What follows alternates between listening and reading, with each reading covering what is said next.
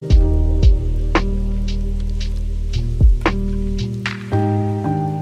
exciting.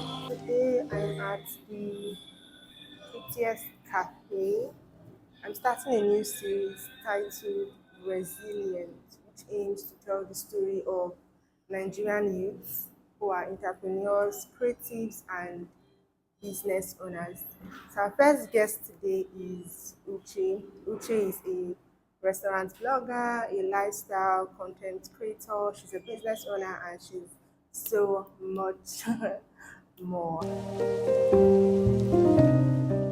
This series titled Resilience is sponsored and powered by Jetta the brand.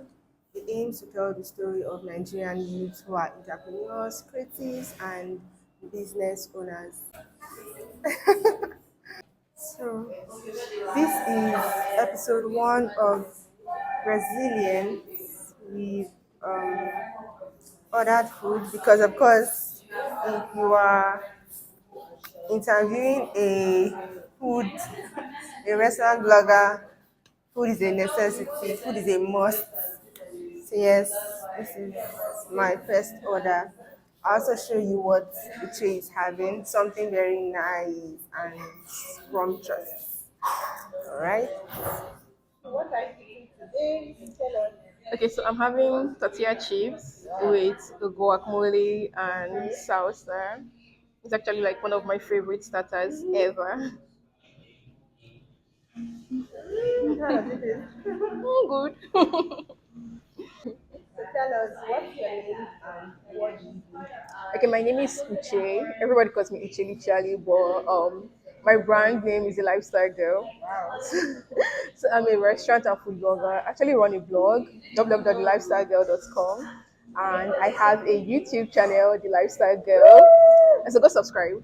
Yes, ma'am. Then on Instagram, The Lifestyle Girl, TikTok, Lifestyle Girl, literally Lifestyle Girl everywhere. Aside being a restaurant and food blogger and lifestyle blogger too, because I recently started introducing travel to my kind of content. I also have two businesses. So I have a journal business, more like a gratitude journal, where you write out your thoughts. You know how the world is going right now. You just need to like write out your thoughts, how you feel. Uche has a journal brand, Petrol Journal. It is the cutest and the most one of the most effective journals that I've seen. And then I also have a brunch business, not like a food business, but like focused on brunch food, breakfast food, stuff like that. And I'm working on something, but it's still on the hush hush for now. So yeah, probably when that is ready, we'll have a part two of this. But yeah, I think that's about that for me. Better in food Um,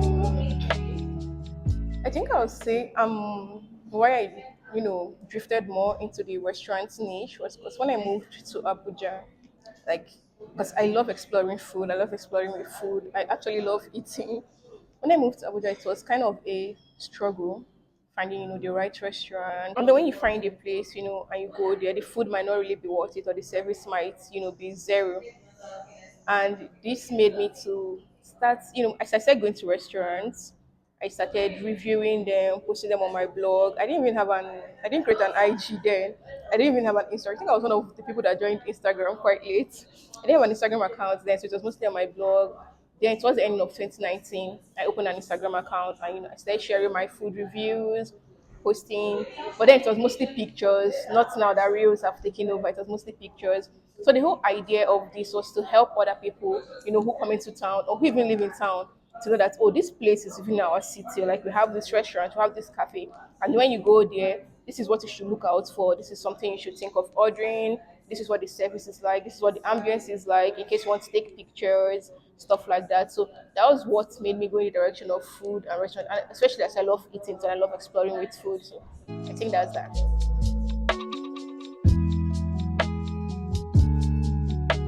Yeah. what are the challenges so far?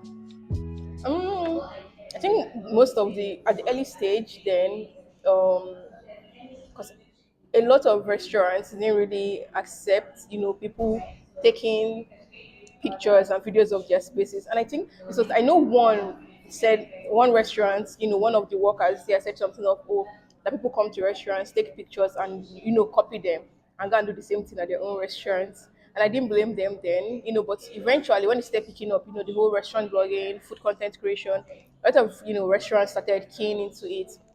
So I think one of the major challenges I've had is food poisoning, food poisoning or eating something that gives me allergies, makes my allergies to flare up. And then the most recent struggle we're facing in Abuja now is a lot of restaurants are doing the no picture, no video policy, and I don't blame them because most creators go there, they don't buy anything, and they just make their space rowdy. But on the flip side, they let you use the space to create when they invite you. So the major challenge actually is food poisoning, eating something that flares my allergy up, and then the no picture, no video policy. Your creative journey again, all over again, what would you do different? Um, I think I'll say I'll be more social, right? Because at the early stage, I prefer to be by myself. I prefer to do my own thing by myself, because I am a little bit of an introvert. I think I'm more of an introvert than an extrovert. So I like to be by myself. I like to keep to myself. So when I go to do my thing, I want to just do it and leave the place. So I wasn't typically the friendly person. I could smile to you, when you approach me, but excuse me, that was about that. So I started collaborating more last year and being more social last year, going for events I'm invited to, stuff like that. So if I could start all over, this is what I would do at the early stage because it opens more doors for you and makes more, gives you more opportunities with your fellow creators and even with these brand owners. So yeah, being more social. Someone who wants to start your creative journey today. If you want to start a creative journey today, I'll say go for it. Just go for it because the major limitation most people have is overthinking it. You think, oh, this field is already saturated. No field is overly saturated as far as I'm concerned because you come in and you bring in your own uniqueness and stuff like that. So I'll say go for it. Start with what you have, and most importantly, collaborate with other creators in your niche. And before you reach out to them for collaborations, make sure you already engage with their content. Make sure you already like let just be someone whose name stands out to them, so that when you eventually reach out to them for collaborations, like you're not just coming as a stranger. So just go for it. Do it already. This 2024 for crying out loud. So to add to what Uche said, if you're starting out as a creator, one thing you should be open to is disappointment. Disappointments will definitely come. You can reach out to brands to collaborate, and sometimes they would say no. Other times you would not even get a response or a feedback. You can reach out to your fellow creators, and some of them may actually feel like you're not on their level yet, so they don't want to collaborate with you. So one thing you should be open to when you're starting is disappointment. Disappointments will definitely come. It's part of the job. It's part of life, but that should not make you want to give up, right? You should, whatever, every disappointment has something you can learn from it. So learn what you need to learn and keep it moving. Hi again, guys. So I'm a Nigerian youth. I am a creative and I am resilient. So this series is titled Resilient. What does it mean to be resilient? Resilient, or a person who is resilient is someone who can withstand harsh or terrible circumstances or situations, someone who can bounce back from terrible situations.